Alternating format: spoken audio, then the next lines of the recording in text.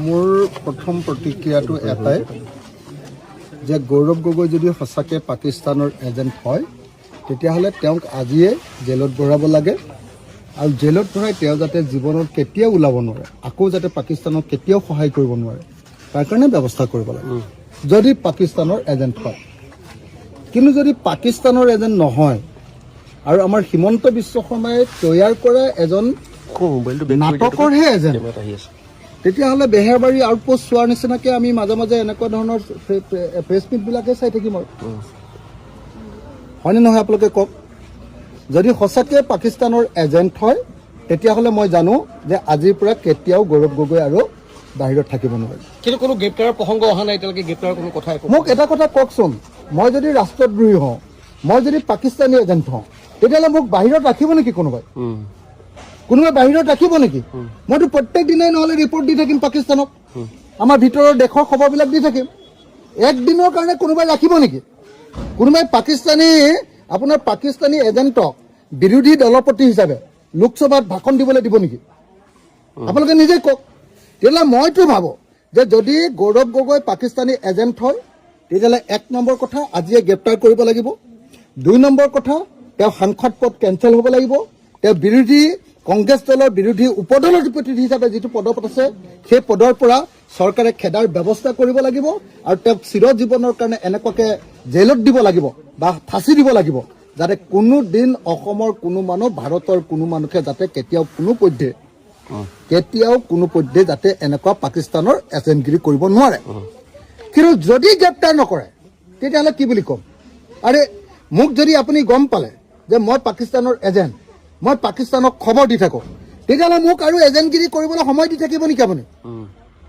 আমাৰ দেশৰচোন চব খবৰে দি দিব এনেকৈ, হয়নে নহয় কওক? সেইকাৰণে মই কৈছোঁ যে হিমন্ত বিশ্ব শৰ্মাৰ বেহাৰবাৰী আউটপোষ্ট এই থিয়েটাৰখন, এই চিনেমাখন চাই আমনি লাগিছে। মইতো বেহাৰবাৰী আউটপোষ্ট অকল জেলত থাকোঁতেহে চাইছিলোঁ। জেলত ওলোৱাৰ পাছত মন নাযায়, একেকেইটা কথাকে দি থাকে, একেকেইটা কাহিনীয়ে দি থাকে। একেখন চিৰিয়েল কিমান চাই থাকিম আৰু মানুহকেইটাই নতুন বুদ্ধিদীপ্ত কথাও ক'ব পৰা নাই। একেকেইটা কথাই। এতিয়া হিমন্ত বিশ্ব শৰ্মাকো দেখিলোঁ যোৱা 2 বছৰ ধৰি বোলে পাকিস্তানৰ আমুক কৰিছিলে, গৌৰৱ গগৈ তামুক কৰিছিলে, ভুচুক কৰিছিলে, টুচুক কৰিছিলে, সেইবিলাক কথাকে আকৌ এবাৰ কৈছে। আকৌ সেইবিলাক কথা ক'বৰ কাৰণে দিল্লীৰ পৰা 30 জন সাংবাদিকক এৰোপ্লেনত লৈ আহিছে, 5 ষ্টাৰ হোটেলত খুৱাইছে, বোৱাইছে, পিন্ধাইছে আৰু পইচাও দিছে যদি সেইটোও নাজানো, কি দিছে সেইটোও নাজানো। আৰু কালি পীযুষ হাজৰিকাই গোটেইবিলাক অসমৰ টিভিৰ মালিকবিলাকলৈ ফোন কৰিছে, আজি চবতে লাইভ দিব লাগিব বোলে। আৰু শুনিছোঁ বোলে পইচাৰ টোপোলা এটা ভূঞা বুলি ল'ৰা এটা হাতত দি পঠিয়াইছে। এইবিলাক কৰি আছে। যদি পাকিস্তানৰ এজেণ্ট হয় তেতিয়াহ'লে গৌৰৱ গগৈক আজিয়ে ধৰিব লাগে, গ্ৰেপ্তাৰ কৰিব লাগে, জেলৰ পৰা ওলাব নোৱাৰা কৰিব লাগে, আৰু যদি হয় তেতিয়াহ'লে বেলেগ একো নহ'লেও ৰাজপথত দি দিব লাগে, আমি তেওঁক ফাঁচি দি দিম। হয়নে নহয়? লাভ পোষ্টত আমি ফাঁচি দি দিম।